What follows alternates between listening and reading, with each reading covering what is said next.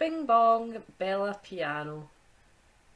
The piano school for the new normal, and I'm Bella, the best piano teacher in the world.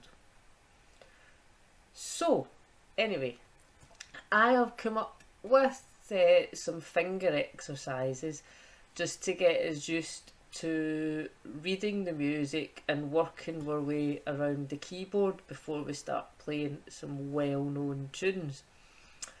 I have arranged a very simple beginner's version of The Entertainer, which I shall put up on the Patreon. So it's very recognisable, although greatly simplified from other versions you might find.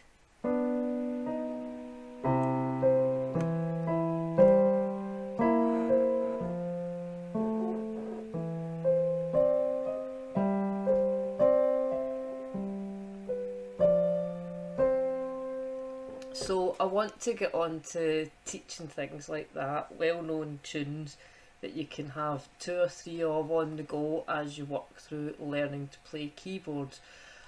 But first we'll have to kind of get used to reading music and getting our... What you want is you look at the sheet music and your fingers actually start to think of their own accord. But it's a strange way of putting it, but that's kind of what happens. It's like your fingers go to move because you see things in the sheet music. So I've said before, learning to read music, it's just like learning to count. Start with the time signature, 4/4. 4 at the top is how many? 4 beats a bar. The bottom tells us the kind of beat, so because it's a 4, it's a quarter note, a crotchet beat. 4 crotchets a bar. There's your 4 crotchets, they're equivalent to 1 semi-breve, equivalent to 1 minim. So you see, with 1 of these equals 2 of these. 1 of these equals 4 of these. So it's, when you read music, basically the style and shape of the notes is giving you a number almost for how long the note lasts. Where it is on the up and down gives you the pitch of it, and where it lands and going across the way tells you when, because this, we sort of move, it's like a timeline. The music just moves regularly, you regularly move through it. So you see the very first notes we play here is this G and B in your left hand. So this G in your right hand is played at the same time because you see they're in line. So anything that's in line happens at the same time.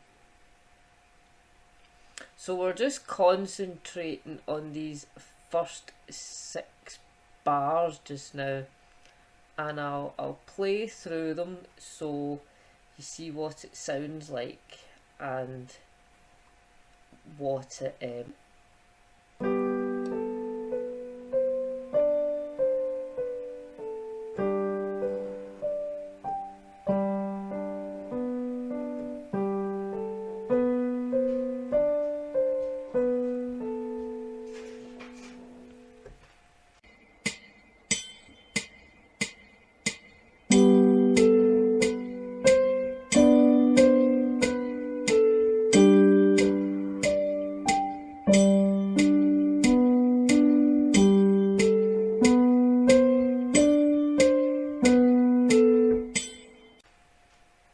So this exercise will get you used to moving your hands in scales and arpeggios.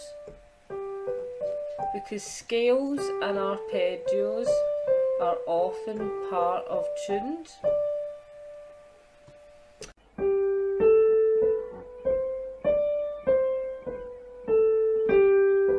The arpeggio.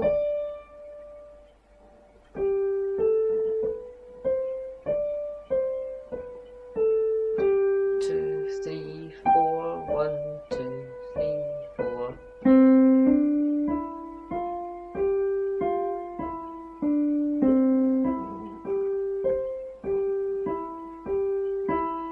And we have another arpeggio. So these are all quite difficult stretches and things. The left hand part in these first 6 bars is getting you used to playing chords and also playing left and right hand together at the same time. But we always learn separately.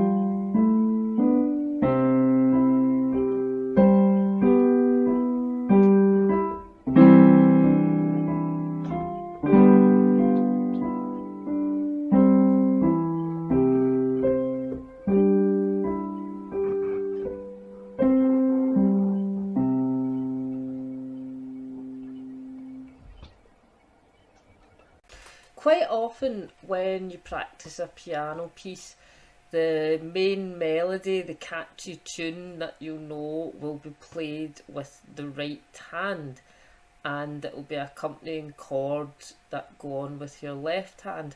So what tends to happen a lot of the time is people keep practicing the bit that they like, the bit that they know, and they keep practicing their right hand and not their left hand. So I think it's a good idea when we practice things separately to really make sure your left is good, because a lot of keyboard players say they have a weak left hand, and it shouldn't be. Just if that's the case, practice your left more than your right till they're the same, and then practice them the same. So if we start with just our left hand and it's playing chords for the first 3 bars, the G and B together, the B and D, and the G and D. So the first 3 bars just with the left hand are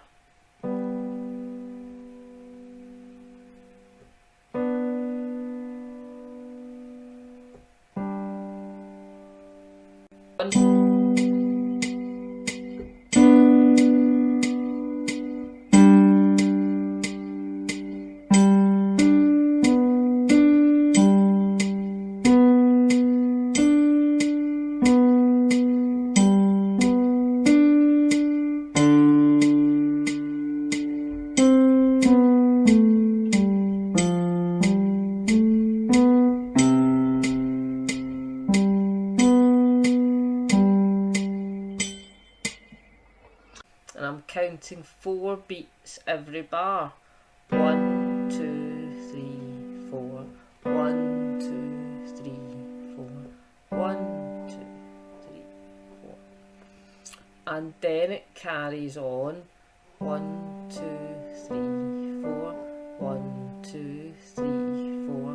1, 2, 3, 4. So remember, the style and shape of the note tells you how long. Big round circle with no stem will be a full 4 beats. The whole bar in this case, because we have 4 beats per bar. The filled in notes with the stem are 1 beat, and the empty notes with the stem are 2. So semi-breve equals 4 crotchets, minim equals 2 crotchets, so you can fit 2 of them in a bar. If you remember, a dot adds half on, so a minim is worth twice a crotchet. So you add half on again, so if it's worth 2, another half makes 3. So a dotted minim here is worth 3 crotchets, and there's your fourth. So it adds up to 4 crotchets every bar. So you're basically just learning to count. The shape and style represents a number. So if I play the left hand of the first 6 bars,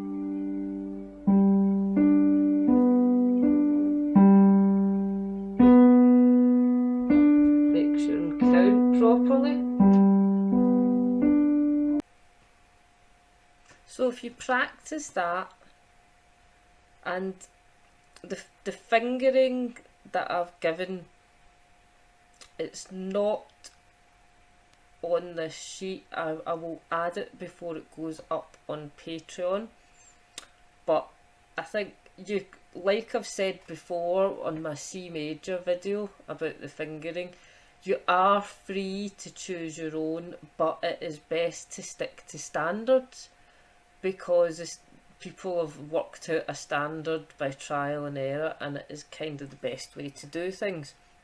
So I find we're first left hand chord, first bar, the G and the B, finger 5, finger 3, and then we just move up to finger 3, finger 1, and then finger 1, finger 5, and we keep these positions for the whole. So the first 6 bars, the left hand, you're basically in this position here where your fingers don't move off these keys. Finger 3, and then we just move up to finger 3, finger 1, and then finger 1, finger 5, and we keep these positions.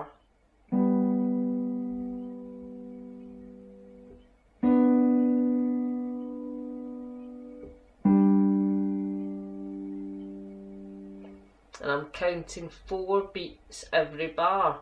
1, 2, 3, 4.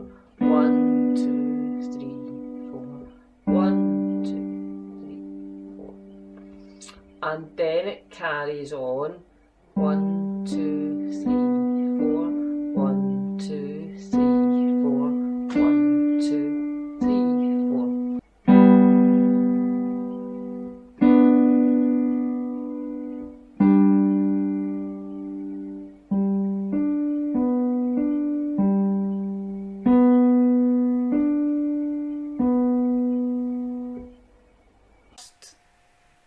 Six bars, the left hand, you're basically in this position here where your fingers don't move off these keys.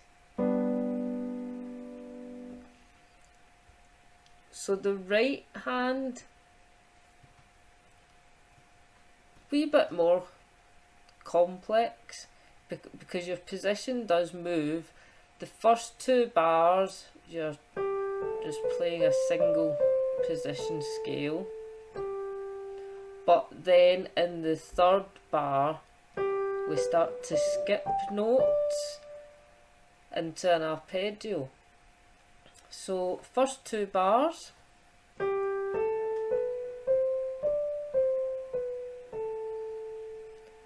third and fourth bar.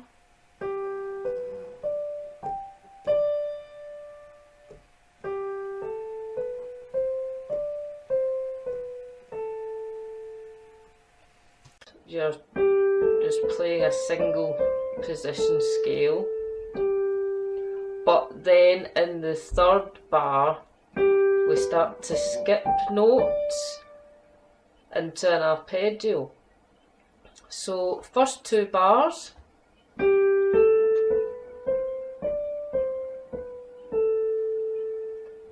third and fourth bar,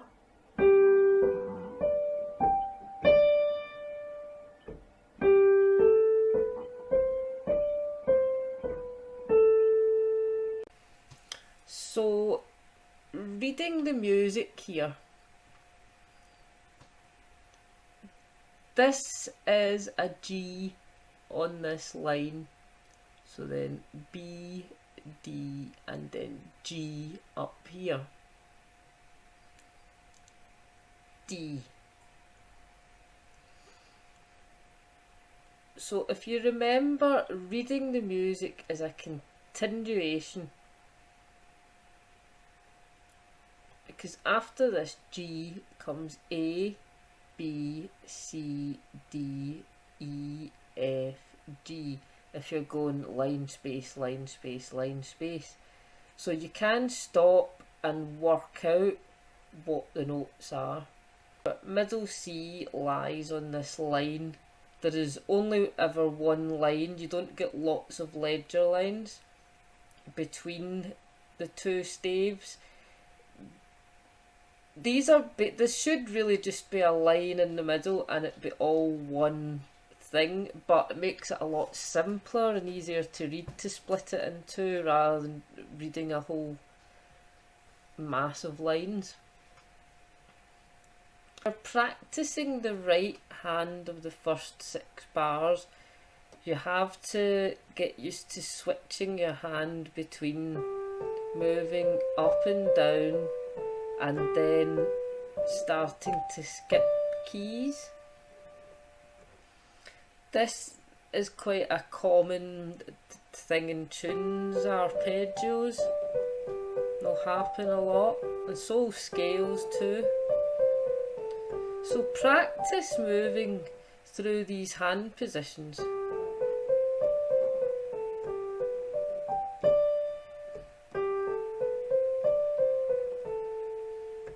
So then the trick is to start putting the hands together.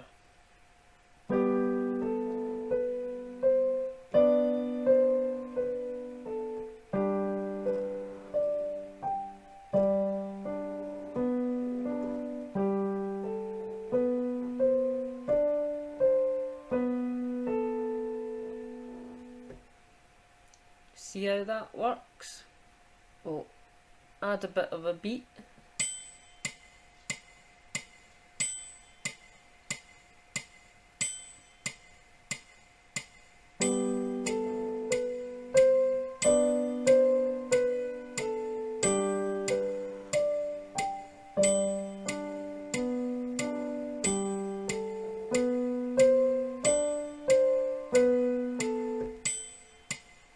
So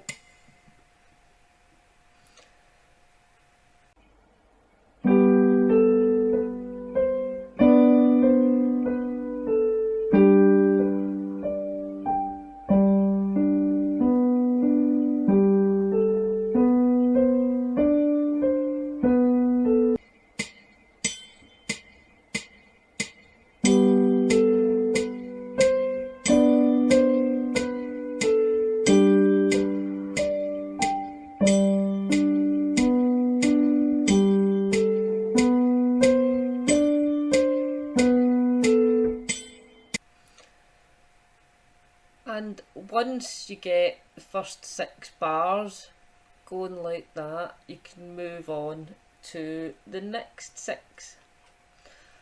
Now make sure when you're practicing this, it's quite easy to get into, well, nowadays it's considered a good thing to memorise your pieces and play them from memory, but that doesn't help with music sight reading. If you want to become good at sight reading, you have to sight read.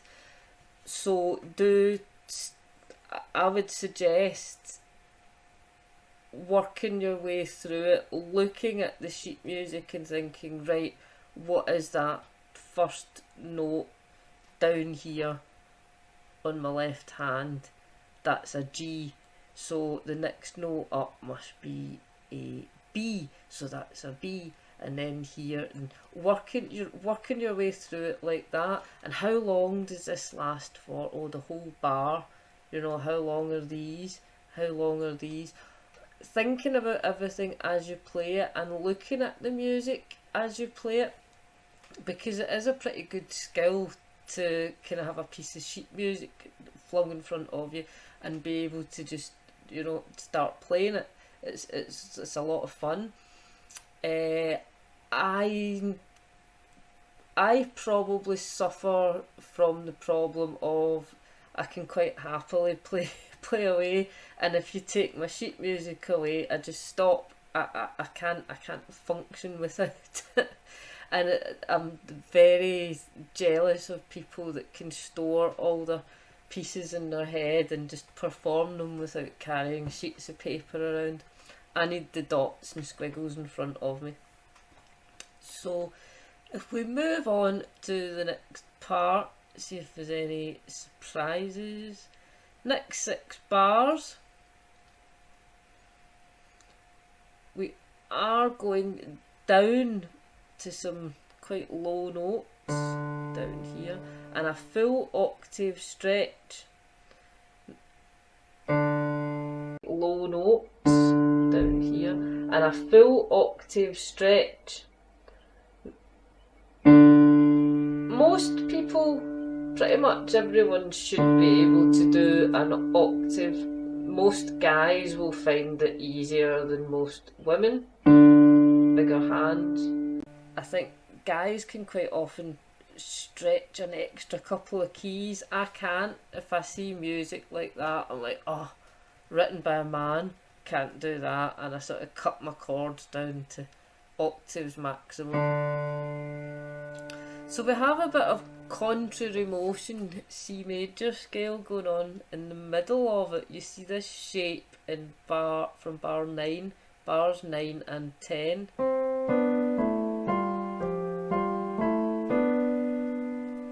Bars 9 and 10.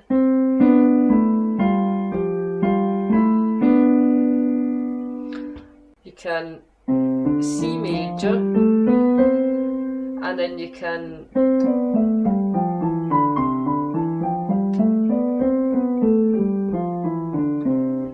so you can go both directions as well as going like that. You can.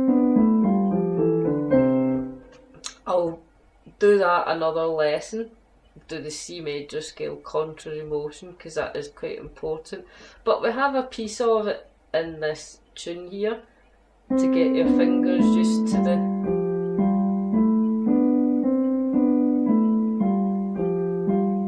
so bar 7 we start with. So remember what I said about 4 beats per bar. So there's first beat, we play a G with our right hand and a G with our left hand.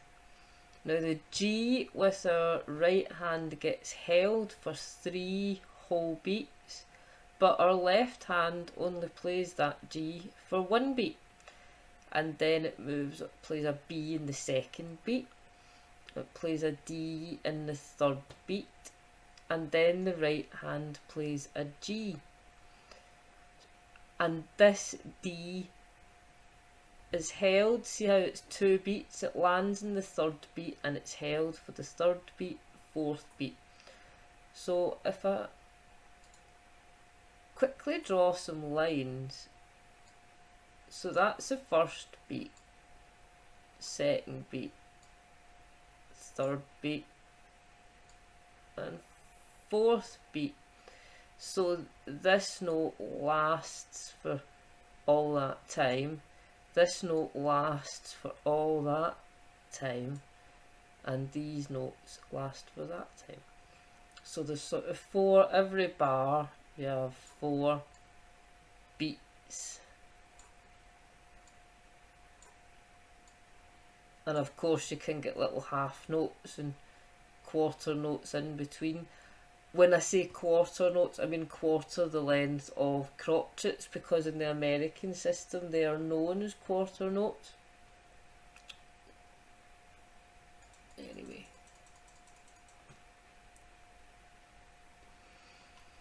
So I'll play through bars 7 to bar 12 here.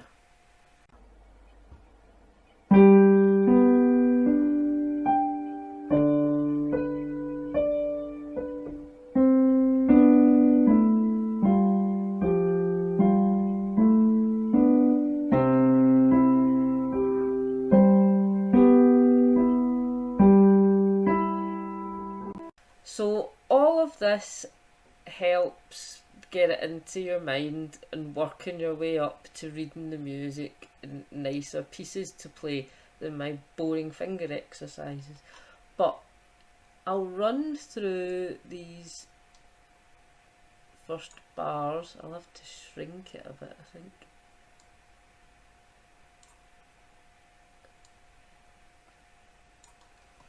So this is how we sound.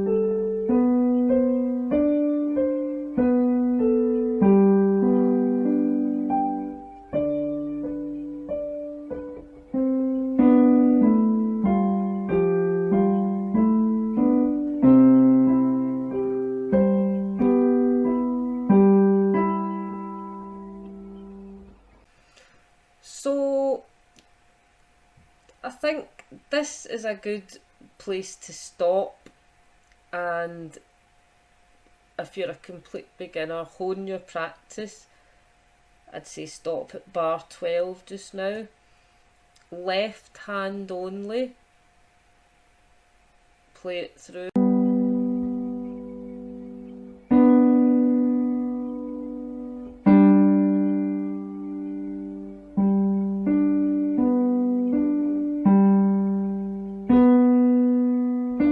Make sure and count properly.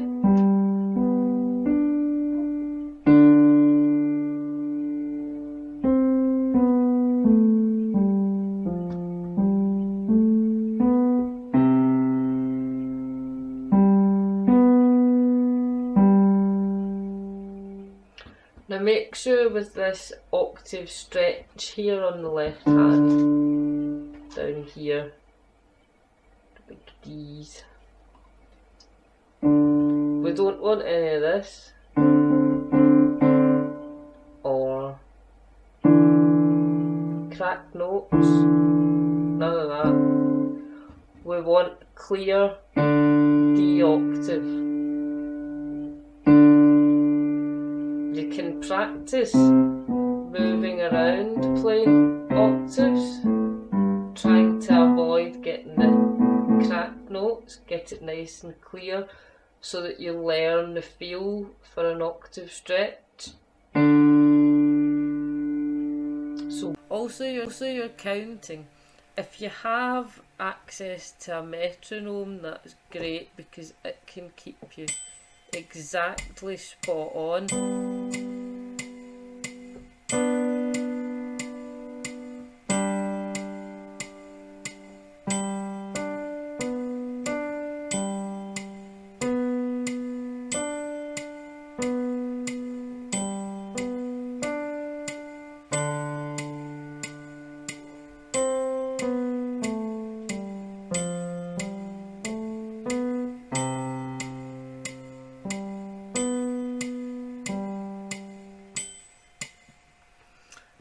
also watch for this jump here between this B down to the low C, because it's quite a way. So, and you've still got to add in your right hand.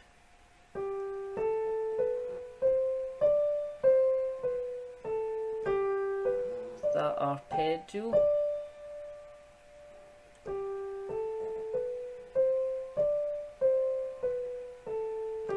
Two, three, four, 1, 2, 3, 4.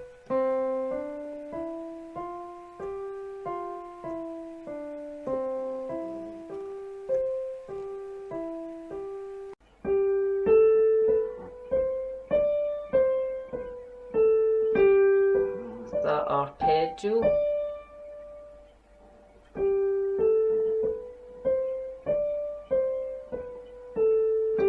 Two, three, four, 1, 2, 3, 4.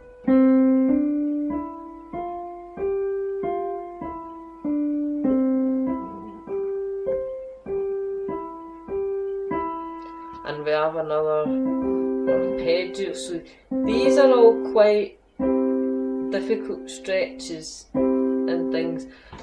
So work on these. These are 3-note chords.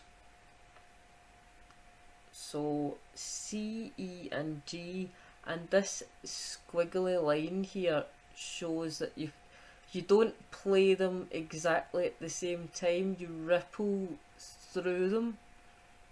You can sometimes get an arrow indicating should you ripple up or ripple down, but generally it's without an arrow and you ripple up. And you hear the difference. If I've just played this chord here in the left hand, the bar 13, it would sound like that, but with this squiggle we go ripple up. And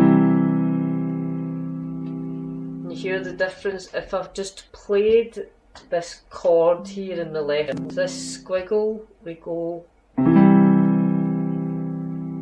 The next chord, bit of a different shape. We're not just moving up, we're moving up, and then these fingers are moving up. So, and it also has the, I don't know what it's called, I can tell you what it does. It does this.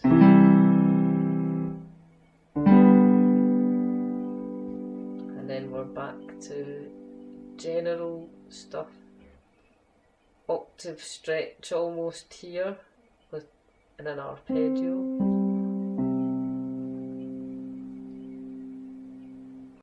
The next chord, bit of a different shape. We're not just moving up, we're moving up, and then these fingers are moving up.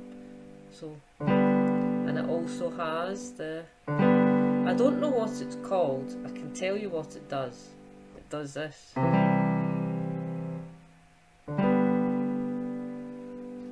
And then we're back to general stuff. Octave stretch almost here in an arpeggio.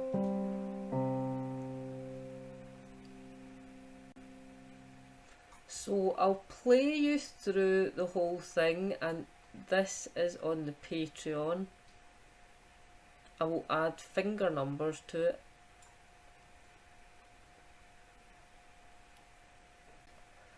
If you become a patron on Patreon, then you'll be able to download this with all the finger numbers added in and extra hints and tips, map of what all the notes are, what all the keys on piano are. So we'll play it through, and this is available to print out on the Patreon site with finger numbers and everything added.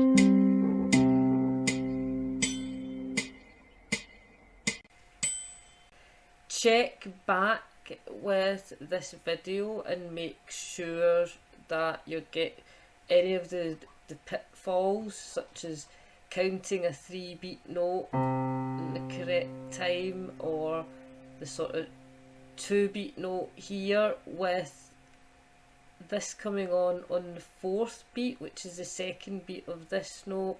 These fancy wee things. Keep an eye on all this, keep it accurate, count your timings and make sure everything stays crisp and clear. It's good if you have access to a metronome.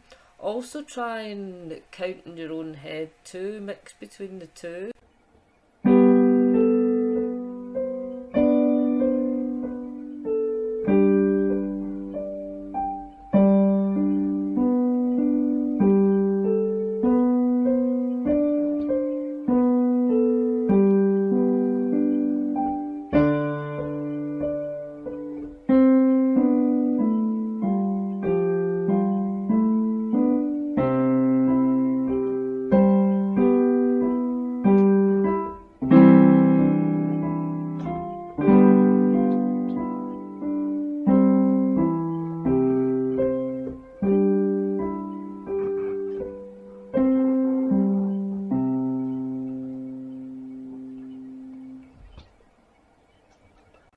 So this will help you get used to reading music in preparation for playing more fun stuff than that.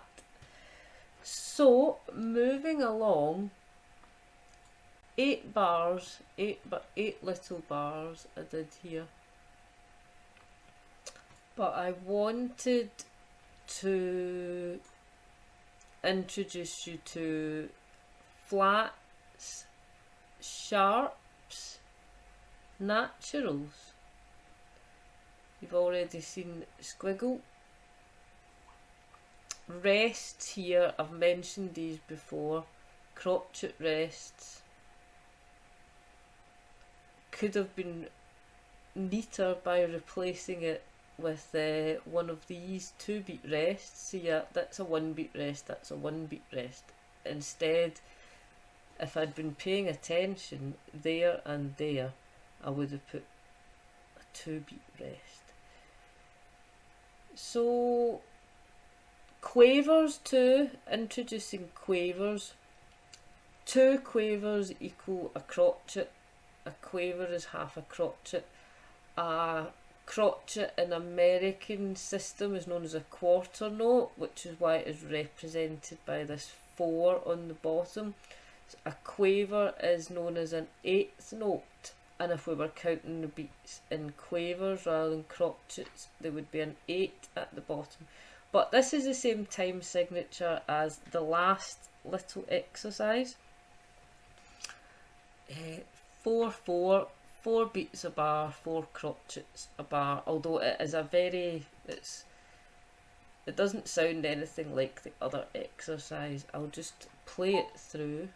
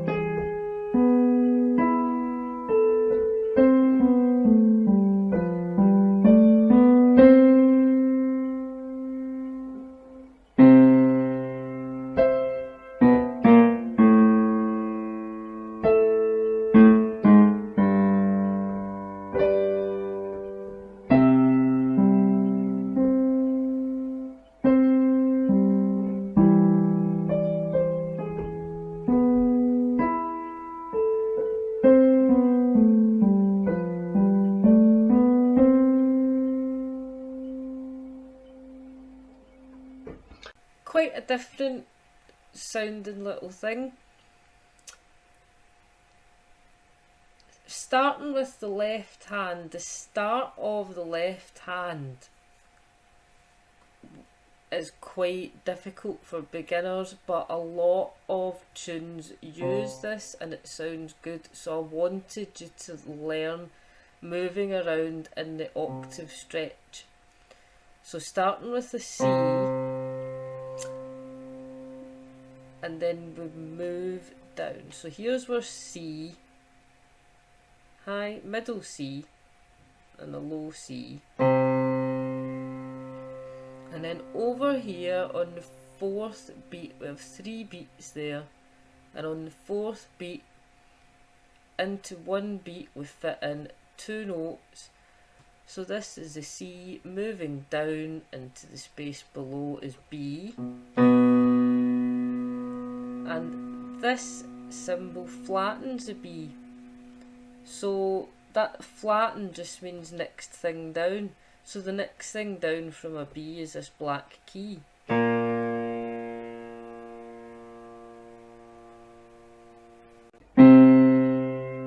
E. And this symbol flattens the B. So that flatten just means next thing down. So the next thing down from a B is this black key.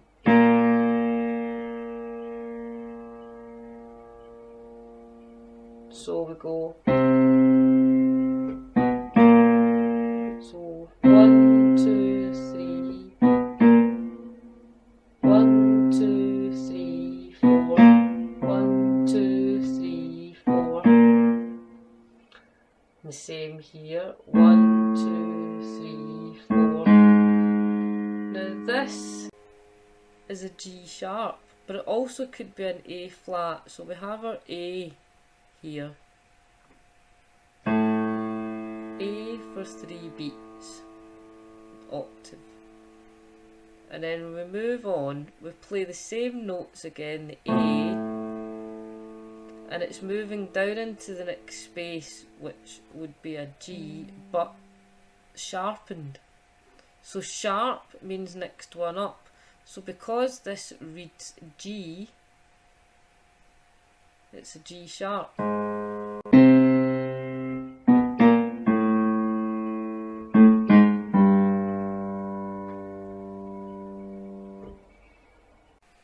This is a G natural.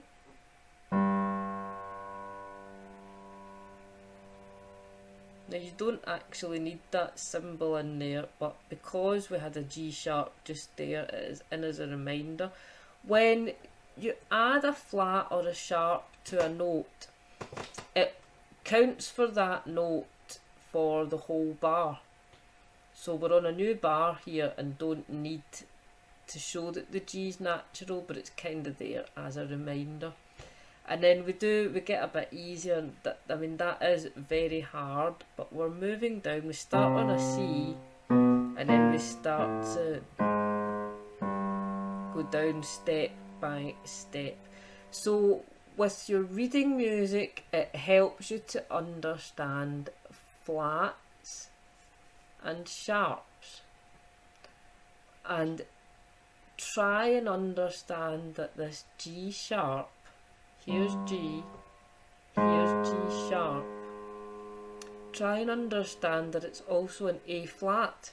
There's A, that would be A flat. And here we have B flat, says next thing down. If that was a sharp symbol,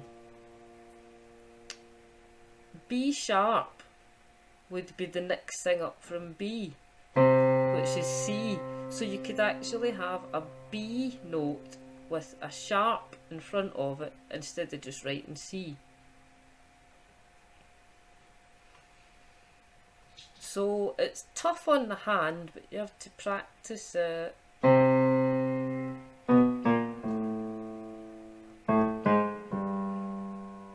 Get it nice and crisp, none of the cracked stuff. You want it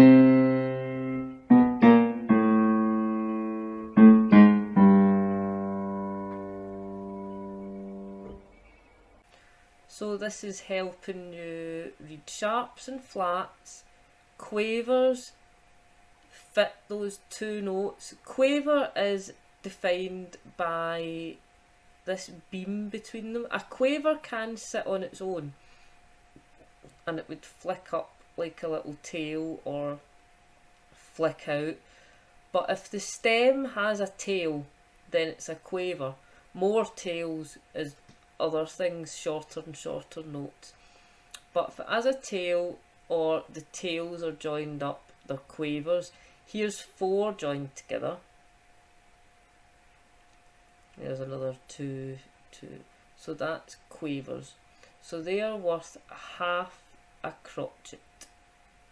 These are worth 2 crotchets. That's worth 3 crotchets.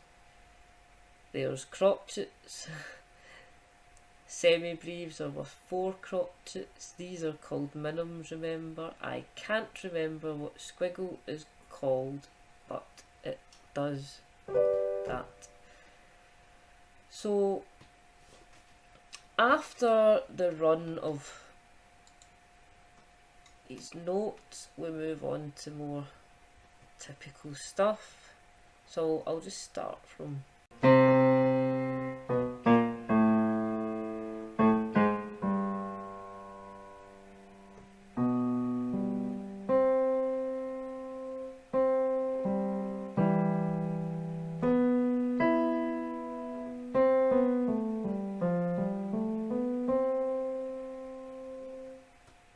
all the left hand.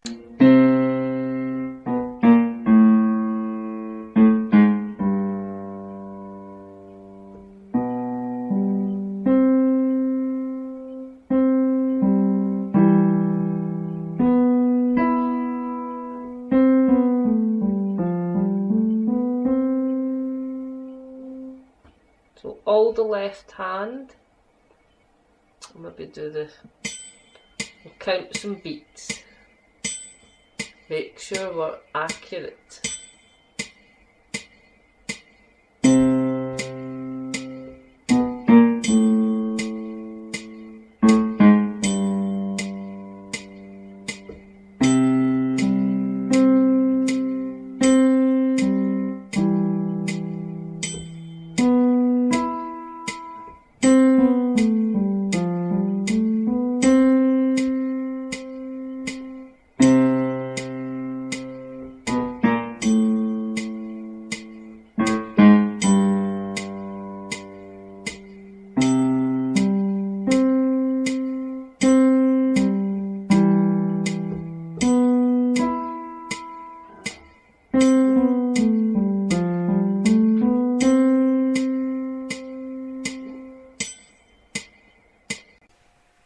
So once you get that easy and you feel comfortable playing it, start adding in the right hand. Now remember, start the right hand here, count the rest. This is beat 1, this is beat 2, and they're silent. So there is a silent 1, 2 before this C and E comes in on 3, 4. And then we have another 2 beat rest after it before coming in with, and then another 2 beat rest.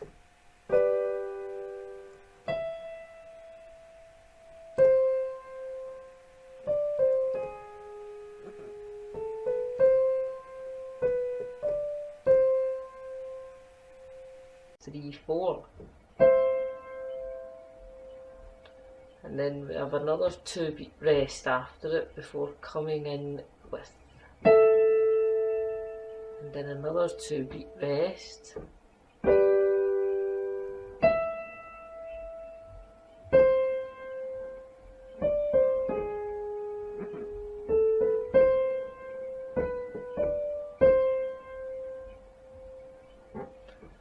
So if we put the beats on,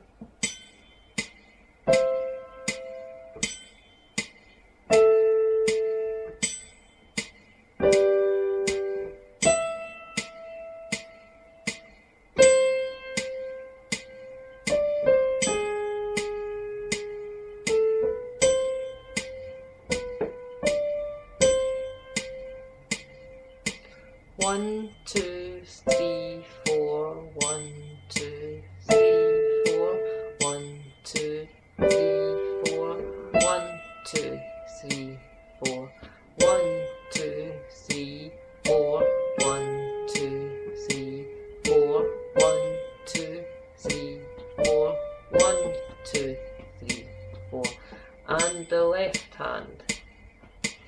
1, 2, 3, 4, 1, 2, 3, 4, 1, 2, 3, 4, 1, 2, 3, 4, 1, 2, 3, 4, 1, 2, 3, 4,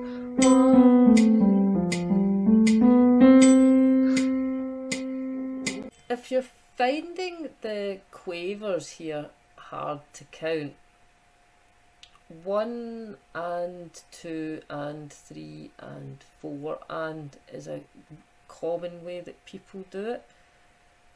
So there's 4 beats in a bar, so this is 1, 2, 3, 4.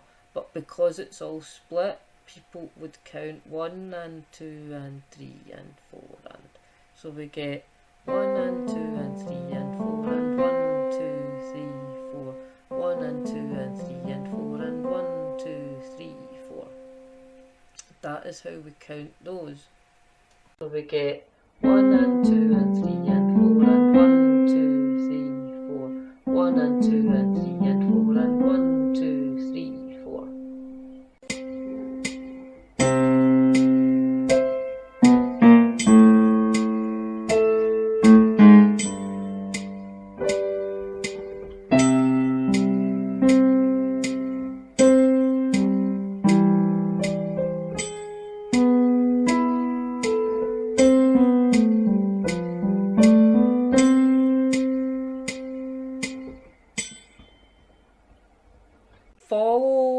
Follow my hand and follow the music and follow the beat, if that makes sense.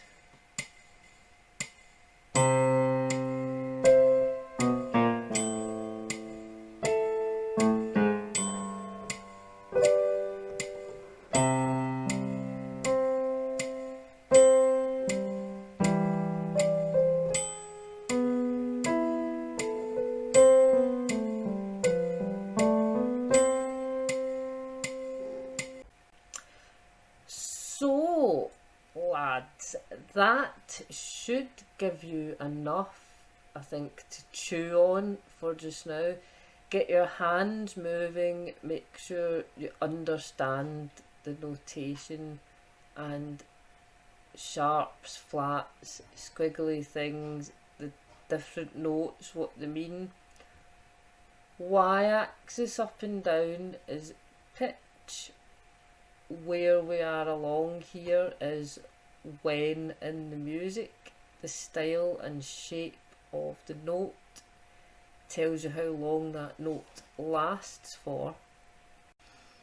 Now, I can't think of all the problems you'd come across, so please, if you have any issues or problems, get on the Patreon, get on the email, put in the comments on YouTube, let me know what you're struggling with and I will clear it all up.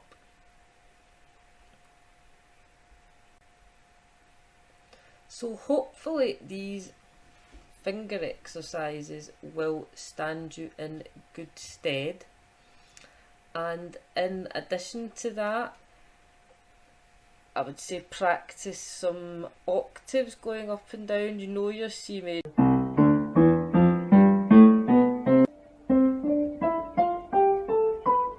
You know your C major scale, maybe try doing it in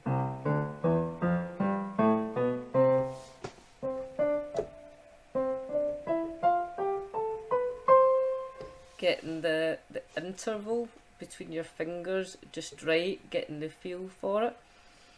I didn't when we did the C major scale. Make sure and keep practicing your C major scale.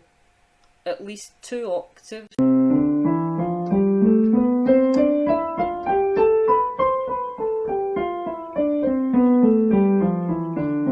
And try and get the fingering exactly right. And the C major scale is actually the hardest one to get the fingering exactly right because it is all white keys. There is no black keys coming in to sort of remind you of when to switch fingers 3 and 4 and flip your thumb under. And so C major is, I find it difficult to do the exact fingering because it is just straight up and down the white keys. But in addition to that, try it contrary motion.